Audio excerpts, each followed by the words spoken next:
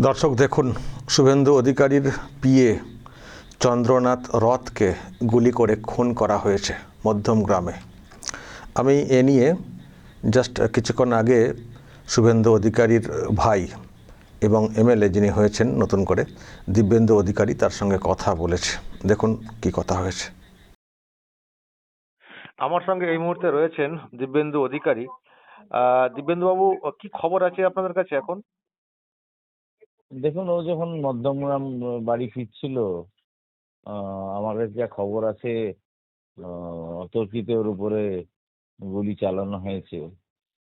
মধ্যমগ্রামের কোনো স্থানীয় হাসপাতালে নিয়ে যাওয়া হয়েছে, ভেন্টিলেশনে রাখা হয়েছে। আমাদের আউটগোয়িং লিডার অফ অপোজিশনও ঘটনাস্থলে যাচ্ছেন, রাজ্য সভাপতি শ্রমিক ভট্টাচার্য উনি যাচ্ছেন। এই শপথ গ্রহণের আগে চন্দ্রনাথ তো ওনার এক্সিকিউটিভ অ্যাসিস্ট্যান্ট হিসেবে কাজ করতেন।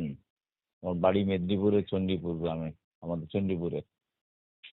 আমরা অ্যাপ্রিহেন্ড করছি যে প্রেজেন্ট রুলিং পার্টি যারা এখনো চেয়ার ছাড়েনি, এদেরই কোনো কনস্পিরেসির শিকার হয়ে গেল। মানে ভবানীপুরে তো একটা দায়িত্ব পালন করেছিলেন না ভোটের সময় চন্দ্রনাথ? হ্যাঁ, নিশ্চিত নিশ্চিত নিশ্চিত। এই আক্রোশ থেকে হয়ে থাকতে পারে মনে হচ্ছে। এখনই now it is not the time to say, but আমরা অ্যাপ্রিহেন্ড করছি। চন্দ্রনাথের এমনি বাড়িতে কে আছে না? মা আছেন, বিধবা মা আছেন।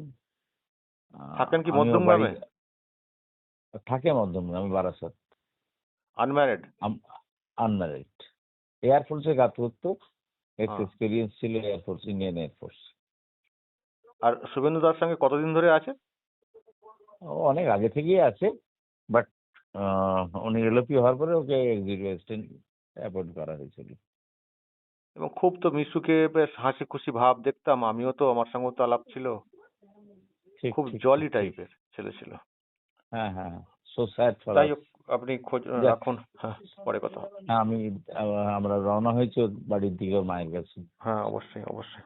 ঠিক আছে। হ্যাঁ ঠিক। হ্যাঁ।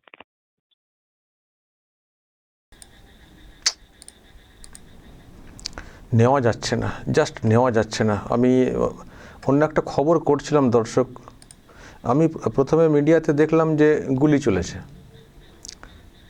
চলেছে। আমি তো বিশ্বাসই করতে পারিনি। মধ্যমগ্রাম কোথায় আমি জানতাম না যে ওখানে থাকেন বলে, ওখানে থাকার ব্যাপার আমি জানতাম মেদিনীপুরেরই ছেলে। কোথায় থাকতেন অ্যাকচুয়ালি আমি জানতাম না, বাড়িটা আমি জানতাম না যে ওখানে বাড়ি বলে। তো আমি মিডিয়াতে যখন খবর দেখছি যে গুলি করা হয়েছে শুভেন্দু অধিকারীর পিএ মধ্যমগ্রাম, আমি ভাবছিলাম যে ওই নামে অন্য কেউ আছেন নাকি। তখন অত ভালো করে বলা হচ্ছিল না। পিএ বলতে তো আমি তো একেই চিনি, আমার বন্ধু টাইপের, খুব ভালো সম্পর্ক। জানেন তারপরে কি হয়েছে? যখন আমি মিডিয়াতে দেখলাম যে এরকম গুলি চলেছে, আমি একটু কনফিউজ হয়ে গেছিলাম। প্রথমে নামটা দেখিনি, হয়তো অন্য কেউ হবেন। তারপর নামটা দেখে দেখলাম গুলি চলেছে। আমি তাও, যেহেতু তখনও মিডিয়াতে অতটা খবর আসছিল না যে গুলিতে এরকম একেবারে মানে মেরে ফেলার মতো ব্যাপারটা হয়ে গেছে বলে, সাইডে বেরিয়ে গেছে আর গেছে এরকম শুনছিলাম। তো আমি এমনি মন্তলা করি যে একবার ওর নাম্বারই একটা SMS ছেড়ে রাখি, দেখি। অনেক হয় না, অল্প জখম হলে ফোনে হয়তো মানে আমার আসলে বিশ্বাসই হয়নি। ডাইরেক্টলি আমি দেখবেন কী করেছি, আমি একটা এই দেখুন, আচ্ছা ওগুলো তো যেগুলো মার্ক করে দিচ্ছি ওগুলো তো আগের, আমি আমার সঙ্গে কথা হয়তো প্রায়। নিচে দেখুন কি হয়েছে তোমার, নর্মাল জানতে চাইছিলাম যে কি হয়েছে তোমার। মানে বিশ্বাসই তো হয়নি না যে টুকটাক হয়তো গুলি করার চেষ্টা হয়েছে, সাইডে বেরিয়ে গেছে এরকম হয়তো। তো ডিরেক্টলি মানে ওকেই একেবারে করে দিই, মানে একটা মেসেজ ছাড়ি, দেখি কি উত্তর আসে। তারপরেই দেখছি মিডিয়াতে বলা হচ্ছে, প্রথমে বলা হলো ভেন্টিলেশনে, হ্যাঁ মানে মারাত্মক জখম। তার কিছুক্ষণ পরে দেখছি আমি মিডিয়াতে খবর এসছে মৃত বলে ঘোষণা হাসপাতালে। ভাবতেই পারিনি, বুঝতে পারছেন? মানে যাকে আমি একটা করছি, মানে যাকে আমি লিখছি কি হয়েছে তোমার, সে নেই, মানে তার উত্তর দেওয়ার আর ক্ষমতা নেই। ভাবুন দর্শক, আমি না এই লেখাটা হোয়াটসঅ্যাপটাও আমি পরে আমি আবার বারবার দেখছি আর ভাবছি। অনেকটা পরে আমি এলাম আপনাদেরকে বলতে যে আমি এমন একজনকে প্রশ্ন করছি কি হয়েছে তোমার, ওদিক থেকে উত্তর দেওয়ার তার আর কোনো ক্ষমতা নেই। ফোনটা কার কাছে আছে কে জানে, কিন্তু মানে এমন একজনকে আমি প্রশ্ন করছি যিনি এই পৃথিবীতে নেই, চলে গেছেন। মানে আমি তো খবরটা সঙ্গে সঙ্গে আসেনি, পরে খবর এসছে, মানে আমি যখন এটা করেছি তখন তার মানে তখনই ওইদিকে খবর হয়তো হয়েই গেছে, মিডিয়াতে খবর হয়তো দেরিতে এসছে। কি হয়েছে তোমার, এমন একজনকে আমি প্রশ্ন করলাম। দর্শক শুনছেন তো, মিডিয়াতে বলা হচ্ছে যে মধ্যমগ্রামে ওখানে বাড়ি আছে, মা থাকেন, মা আর ও, বাবা গত বছর মারা গেছেন। তো ওখানে তো যাচ্ছিলেন গাড়িতে করে, টার্গেট করা হয়েছিল, যা বুঝতে পারছি টার্গেট করা হয়েছিল, টার্গেট করে একেবারে এ পর্যন্ত যাওয়া, মধ্যমগ্রামে কোনো একটা দোকানের সামনে দাঁড় করিয়ে বা টার্গেট করে এলোপাতাড়ি গুলি করা হয়েছে। গুলি এলোপাতাড়ি না, টার্গেট কিন্তু চন্দ্রনাথ রথ। ড্রাইভারও খানিকটা জখম হয়েছেন বলে বলা হচ্ছে, কিন্তু টার্গেট ছিলেন বা ছিল মানে বন্ধুর মতো তো মানে আমার সঙ্গে যোগাযোগ। এত জলি ছেলে, আর দেখতে শুনতো এত সুন্দর, মানে একদম হ্যান্ডসাম, একদম চকচকে ঝকঝকে ছেলে, এয়ারফোর্সে কাজ করা, বুঝতে পারছেন তো, লম্বা, এবং কি সুন্দর মেশে, মানে যে কোনো পিএ, এবং আমার সঙ্গে বেশি দেখা হয়নি, দু তিনবার দেখা হয়েছে, কিন্তু আমার সঙ্গে যোগাযোগ, আমি তো এমনি দেখা সাক্ষাৎ খুব কম করি, বাইরে খুব কম বেরোই, তো মানে যোগাযোগ তোমাদের নিয়মিত যোগাযোগ।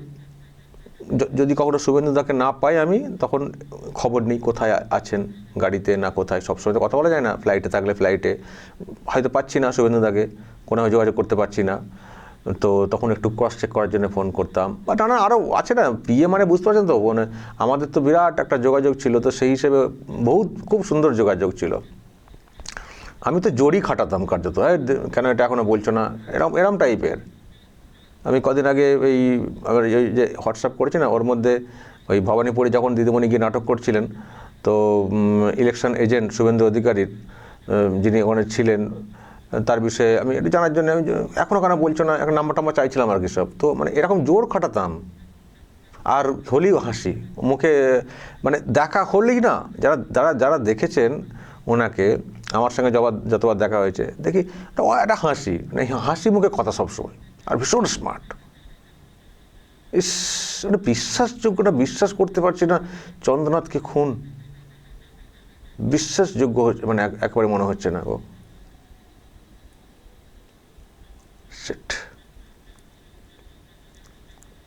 তো এরকম টার্গেট করে খুন করা হয়েছে। এখন টার্গেটটা কি, উনি ভবানীপুরের এতে খুব যুক্ত ছিলেন, কিন্তু আপনি তুমি গুলিয়ে ফেলছি, ভবানীপুরের পুরো যে ভোট পর্ব সেখানে বিরাট ভূমিকা ছিল। এখন ওখান থেকেই টার্গেটটা হয়ে গেল কিনা, এখন তো যা দেখছেন সব বেপরোয়া মনোভাব, মানে মেনে নিতে পারছেন না হার, ফলে যার জন্য হারলাম, যার জন্য ভিতরে হয়তো শুভেন্দুকেও টার্গেট থাকে, কিন্তু হয়ে ওঠে না, ও সিকিউরিটি, এর তো আর মানে সিকিউরিটি নেই বেশি, সুতরাং টার্গেট হয়ে গেছে, রাগটা পোষানো হয়েছে কিনা কে জানে। এ তো মাথা সব ঠিক নেই তো, দেখছেন না। আমি জানি না, এখনই আমরা চূড়ান্ত সিদ্ধান্তে আসতে পারছি না, কিন্তু খুব মারাত্মক। সবথেকে বড় কথা, অনেক ঘটনার খবর আমরা করি, কিন্তু এটা তো আমার একদম সেই মানে বন্ধু ভাই যাই বলি, মানে এরকম একটা স্বজন হারা টাইপের লাগছে। আর ভাবুন দর্শক, কীরকম একটা মানে কীরকম একটা সময় রাজ্যে পরিবর্তন হলো। আমরা কত কথা বলেছি পরিবর্তন নিয়ে, তো পরিবর্তনের একটা সময় এসছে, পরিবর্তন হয়ে গেছে।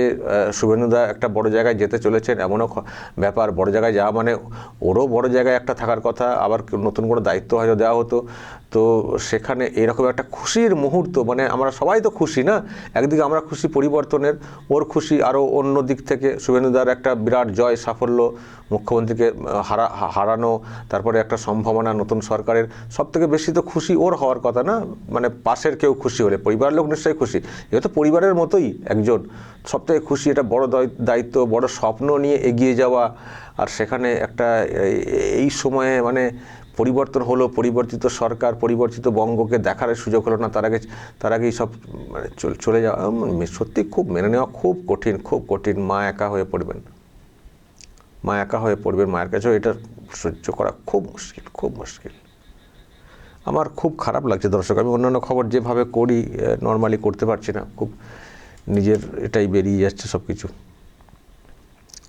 খুব খারাপ লাগছে। আমি তো মানে বিশ্বাসই করতে পারছি না,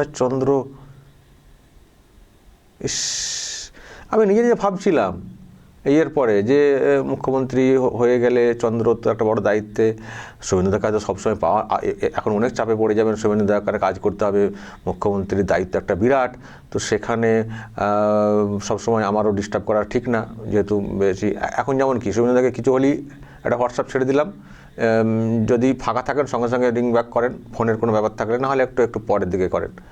কিন্তু আমি পরের দিকে আমি নিজেকে রিয়েলাইজ করে নিয়েছি যে আর কিন্তু বেশি করা চলবে না, খুব প্রয়োজন ছাড়া করা যাবে না, বরং চন্দ্রকে দিয়ে যোগাযোগ করতে হবে, কারণ আমি কখনো চাই না কোনো মানুষকে অহেতুক ব্যস্ত করা। সেই জায়গাটাই নষ্ট হয়ে গেল, তো সেটা যেমন তেমন জায়গাটা নষ্ট হওয়াতে সে না কেউ না কেউ এসে যাবেন, তার সঙ্গে যোগাযোগ হয়ে যাবে, সেটা বড় কথা না। বড় কথা হচ্ছে যে একজন কাছের বন্ধুর মতো একজনকে আমি হারাচ্ছি, এটা সব থেকে বড় কষ্টের সবথেকে আমি তো বলবো শুভেন্দুদাও খুব কষ্ট পাবেন, ভীষণ কষ্ট পাবেন শুভেন্দু অধিকারী, ভীষণ কষ্ট পাবেন। এরকম একটা মানে একটা সময়, সেই সময় এইভাবে চলে যাওয়াটা মেনে নেওয়া যাচ্ছে না। আজকেই আমি দেখছিলাম শুভেন্দু অধিকারীর প্রোগ্রাম হলো, কত আনন্দ উচ্ছ্বাস প্রকাশ হলো, নন্দীগ্রামে গেলেন, সব গিয়ে সব একসঙ্গে করা, হ্যাঁ, কত আনন্দের মুহূর্ত, প্রত্যেকটা দিন প্রত্যেকটা রাত নতুন নতুন আসছে, 9 তারিখে শপথ। খুব কষ্টের দর্শক, খুব কষ্টের। দেখা যাক কি বেরিয়ে আসে। এখন অন্তত পুলিশ ঠিক মতো কাজ করবে। আগের পুলিশ হলে তো অন্য ব্যাখ্যা দিয়ে দিত, এখন পুলিশ আশা করি কাজ করবে, বের করবে। তবে টার্গেট তো আছে, এবং এটা একটা পলিটিক্যাল কানেকশন আছেই দর্শক, এটা এমনি অন্য কিছু হতে পারে না, ডিরেক্টলি ওইভাবে খুন করে দিয়ে চলে যাওয়াটা। ভবানীপুরের রেজাল্টের পরই এটা এই পলিটিক্যাল কানেকশান আছেই। দেখা যাক, দর্শক নজর রাখবেন। আমিও পরে খবর পেলে যা পাবো বলবো আপনাদেরকে। আজকে আর বলছি না, কালকে বলবো। আজকে অন্যান্য মিডিয়াতে খবর রাখবেন। খুবই কষ্টের।